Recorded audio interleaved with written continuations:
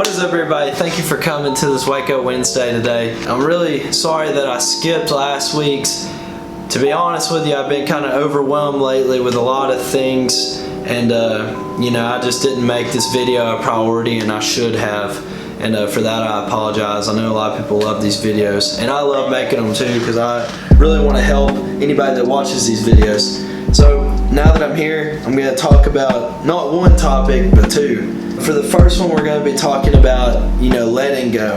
And when I say that, I mean that a lot of people have this vengeance towards other people. They have grudges and they don't let that go. And not doing that means that you're giving power to this person. You're allowing them to reconstruct who you hang out with. They allow you to not fully be able to give your attention to them because you just don't like them that much, and they live rent-free in your head.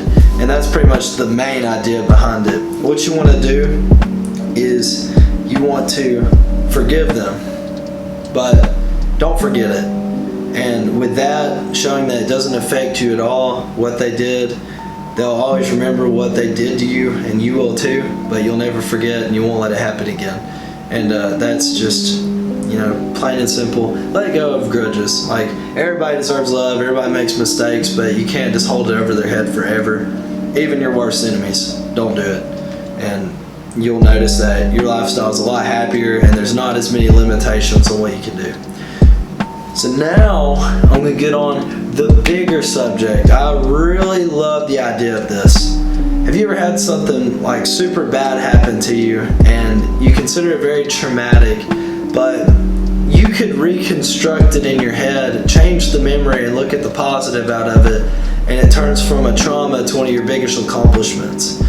I call this reframing, and this is what I've learned through therapy. What reframing is instead of dwelling on the most negative aspect of what happened, dwell on the most positive thing that happened.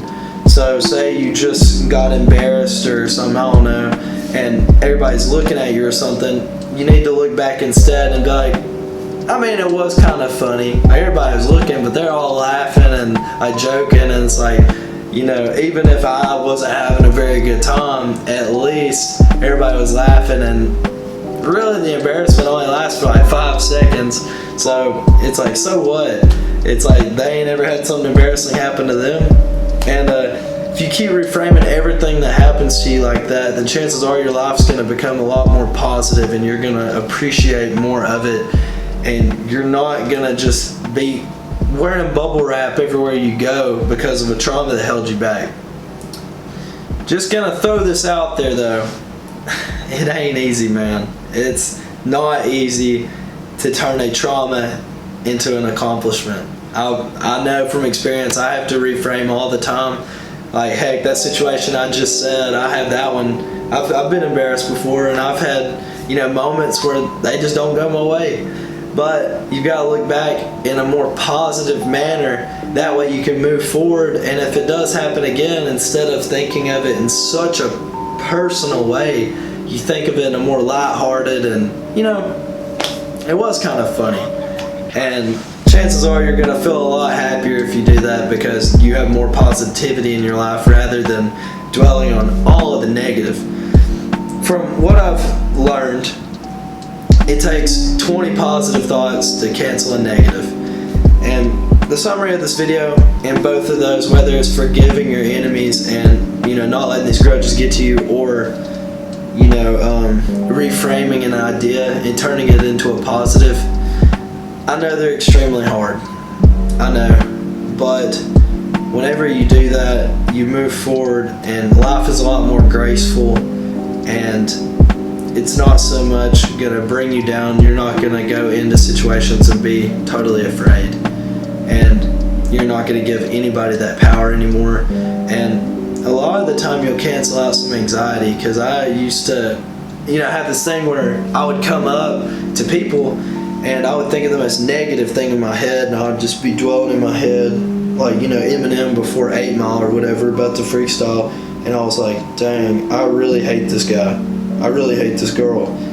And instead of doing that, because that happened so long ago, it's like instead of doing that, focus on the things that they've done since and the happiness that they've brought you, not just the negative things. Because if you do that, well, how would you like if somebody came to you and they just thought of the most negative thing about you and they just held it over your head at all times and they never forgave you?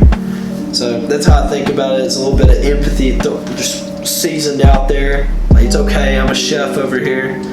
And you throw out that empathy, and you don't want people to think of the most negative thing about you, so you can't be doing it for them. Reframe how you think about people, move forward, and enjoy life, because this is a very short life. You got to do what you got to do. You got to have fun with it. And the moment you cancel all these enemies, the better your life's going to be. And you ain't got to trust them or anything, or not trust them per se, but you ain't got to full on forget what they did so it can happen again, because if they do it once, chances are they're prone to do it again. But at the same time, you can move forward and focus on different things instead of letting them just ride around in your head. So that's the end of the video. I really appreciate everybody who's been patient with me lately. I know my videos haven't been as consistent as they need to, but like I said, mental health for me is very important too. And I want to help everybody, but at the same time, I got to make sure that I stay on track with my life. So, thank you for watching, and far more. You are far more than you ever could believe that you are, and anything that you want to do, go and do it. And I challenge you with this. This is a question that I found in my book, and I think everybody should hear it. What would you do if there was zero chance at failing? And I mean not just the gym, but life. What would you do if there was no chance of failing? Keep that in mind for anything that you do, because that just cancels out the thought of failure and you push forward to do whatever you want to do.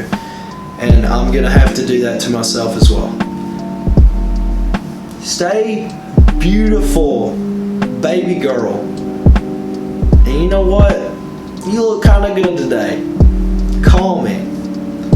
And thank you for watching. I'll catch you later.